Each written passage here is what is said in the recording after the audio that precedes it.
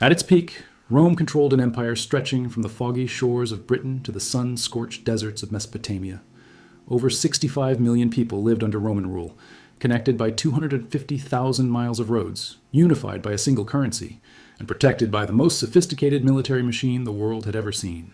The Roman economy was a marvel, a complex web of trade routes, taxation systems, and monetary policy that made Rome the first true global superpower. And then, slowly, almost imperceptibly at first, it all came apart. But here's what they don't teach you in school.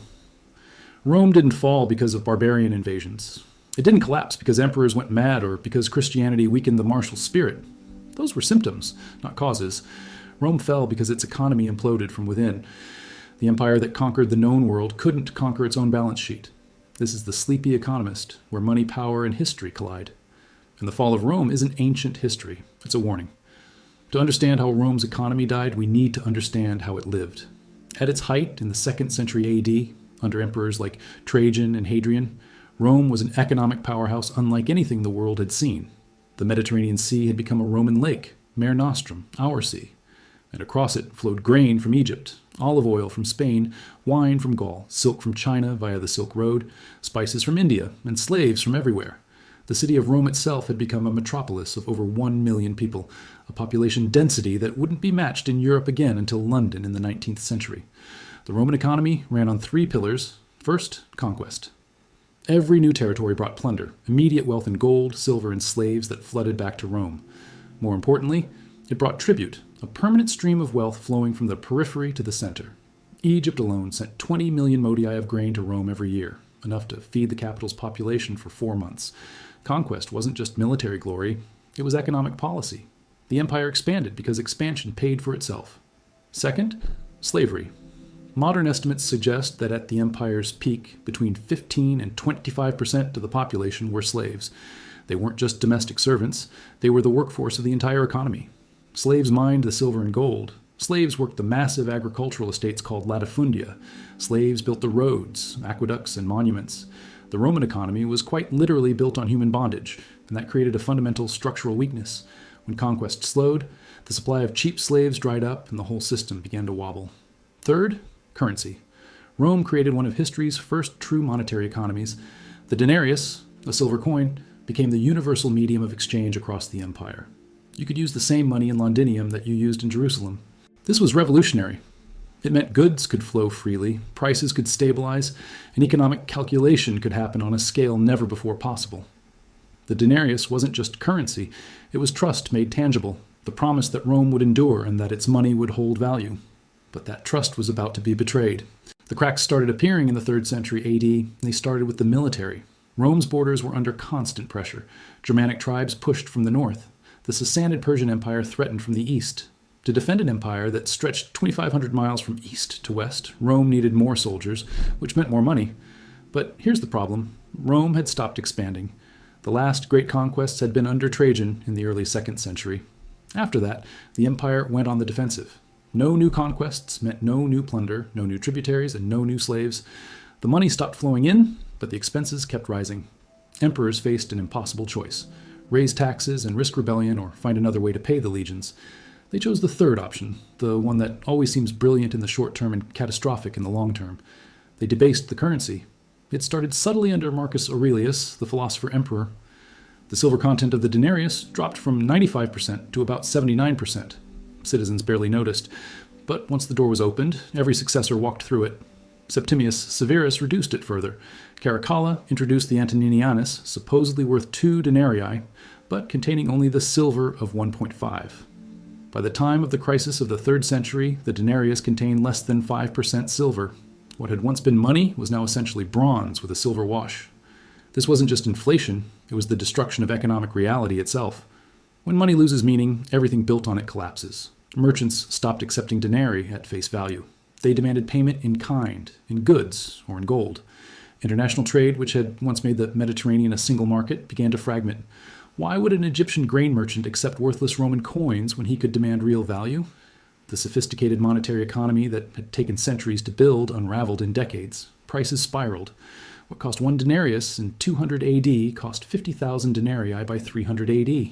But even that comparison is misleading because By 300 AD, no one was using denarii for anything important anymore. The state tried to compensate by paying soldiers and officials in goods rather than money. The annona militaris, the military grain supply, became a kind of parallel currency. But this created a new problem. If the state needed grain to pay its army, it had to extract that grain from farmers through taxation. But farmers were already struggling. Debased currency meant they couldn't buy the tools they needed. Rising insecurity meant fields near the borders were abandoned. Labor shortages, because slave prices had skyrocketed without new conquests, meant yields were falling. The state's solution was to squeeze harder. Tax collectors became more brutal. Assessment became arbitrary. And farmers, faced with impossible demands, began to flee their land. This is where the Roman economy entered a death spiral. As more farmers abandoned their fields, agricultural production fell. As production fell, tax revenues declined. As revenues declined, the state increased tax rates on those who remained, which caused more farmers to flee, which reduced production further. It was a feedback loop with no exit. The Roman state responded with characteristic authoritarianism.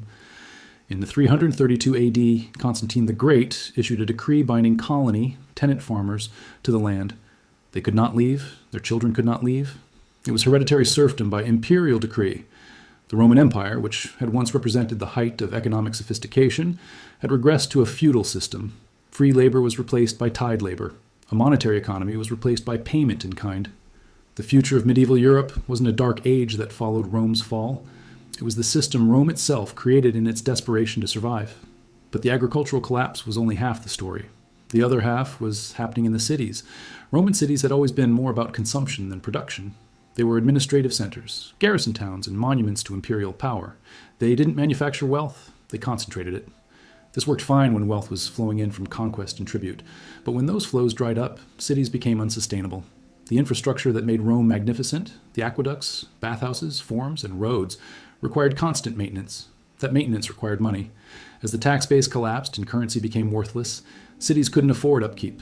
Aqueducts cracked and weren't repaired. Roads developed potholes that became impassable. Public buildings were abandoned.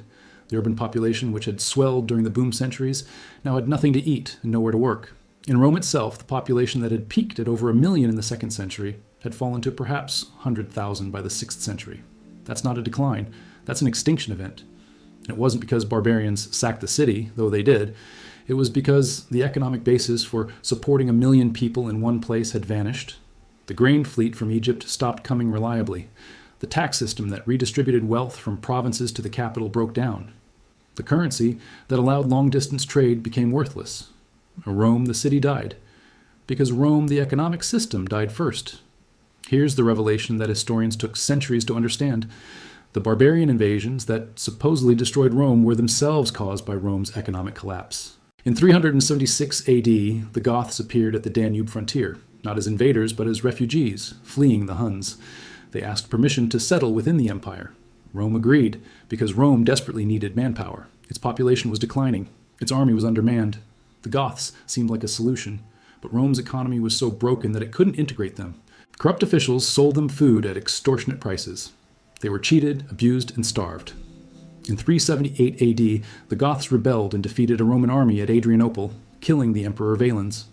It was one of Rome's worst military defeats ever, but it wasn't a military failure. It was an economic one. Rome couldn't afford to feed the people it needed to defend itself. This pattern repeated across the empire. As the economy contracted, Rome couldn't pay its soldiers, so it hired barbarian mercenaries. But it couldn't pay them either, so it settled them on land, creating semi-independent military colonies. These foederati, federated troops, were nominally Roman but increasingly autonomous. By the 5th century, the Western Roman army was mostly Germanic soldiers, led by Germanic generals fighting for an emperor who was Roman in name only. When Odoacer deposed the last Western Roman emperor in 476 AD, it wasn't a conquest. It was barely even news. The empire had already ceased to exist economically. Odoacer was just formalizing what everyone knew. The money had died, and the empire died with it. The final irony is that the Eastern Roman Empire, what we call Byzantium, survived for another 1,000 years. Why?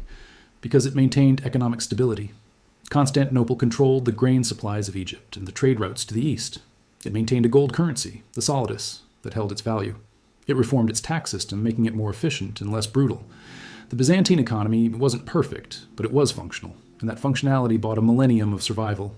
The lesson was clear then and remains clear now. Political power rests on economic foundations. When those foundations crumble, everything built on top of them comes down, no matter how mighty it appears. The fall of Rome's economy wasn't a singular event. It was a process, a slow grinding collapse that took 2 centuries to complete. It started with military overstretch, the decision to defend an empire too large to sustain without constant expansion. It accelerated with currency debasement, the belief that you could create wealth by destroying money's value. It culminated in agricultural collapse, urban decay, and the replacement of a sophisticated market economy with localized subsistence and feudalism. Each decision made sense in isolation. Each emperor thought he was solving an immediate crisis. But the cumulative effect was catastrophic. Rome's leaders couldn't see that they were dismantling the very system that made their power possible. They were eating the seed corn, consuming the future to pay for the present. And that's why the fall of Rome matters today. Because we live in the same trap. Modern economies run on currency that's no longer backed by gold, on government debt that will never be repaid, on military commitments that outstrip the resources to sustain them. We debase our currencies through quantitative easing and inflation. We bind workers to debt the way Rome bound farmers to land. We maintain infrastructure we can't afford to repair. The specifics are different. The pattern is identical. Rome didn't fall because it was weak. It fell because the mechanisms it used to appear strong destroyed the foundations of its actual strength. The economy died, and the empire followed.